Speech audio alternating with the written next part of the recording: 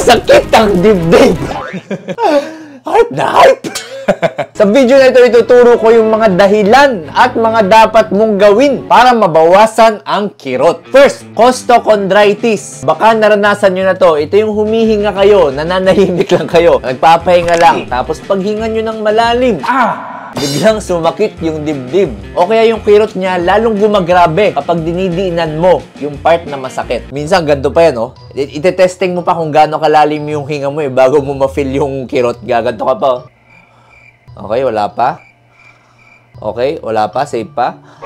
Tapos paghinga mo na malalim, yun na. Tapos kadalasan wala ka namang sakit sa puso, wala ka namang ibang medication, di ka naman na-aksidente. Nangyayari to dahil namamaga yung parte ng buto mo dito sa ribs, dito sa dibdib. Walang eksaktong dahilan, pero kadalasan daw dahil to sa irritation. So kunyari meron kang ubo na sobrang tagal na, o kaya naman grabe ka mag-jogging. So yung paghinga mo, naka-irritate do sa buto sa chest. Para matanggal ang kirot na dinadanas mo, burahin mo na yung mga text message niya.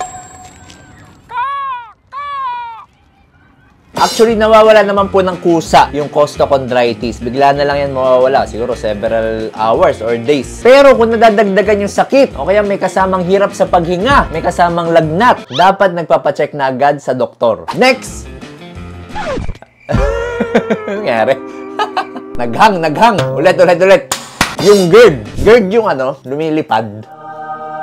Merong pakpak.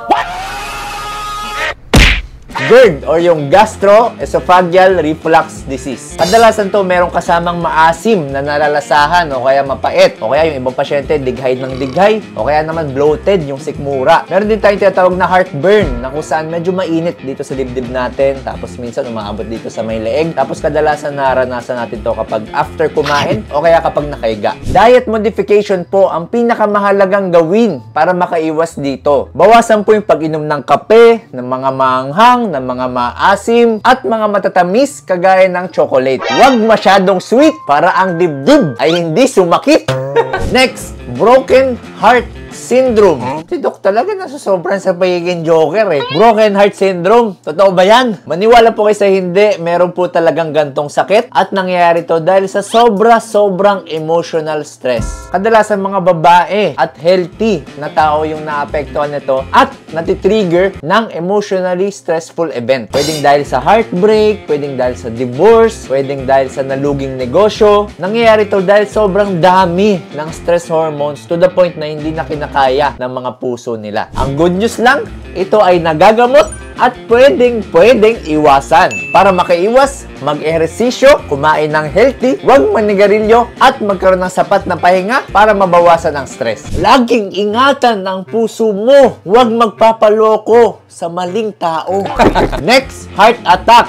Isa po itong medical emergency kaya dapat alam natin yung mga senyales nito. Kadalasan yung kirot nito ay parang dinadaganan yung dibdib nila, tapos pinagpapawisan, tapos yung pasyente minsan hindi mapakali. Kadalasan to sa mga pasyenteng may high blood at diabetes. Kung meron kayo ng comment down below and kung nag-benefit ka sa video na to, please follow my please follow my Facebook page and subscribe to my YouTube channel.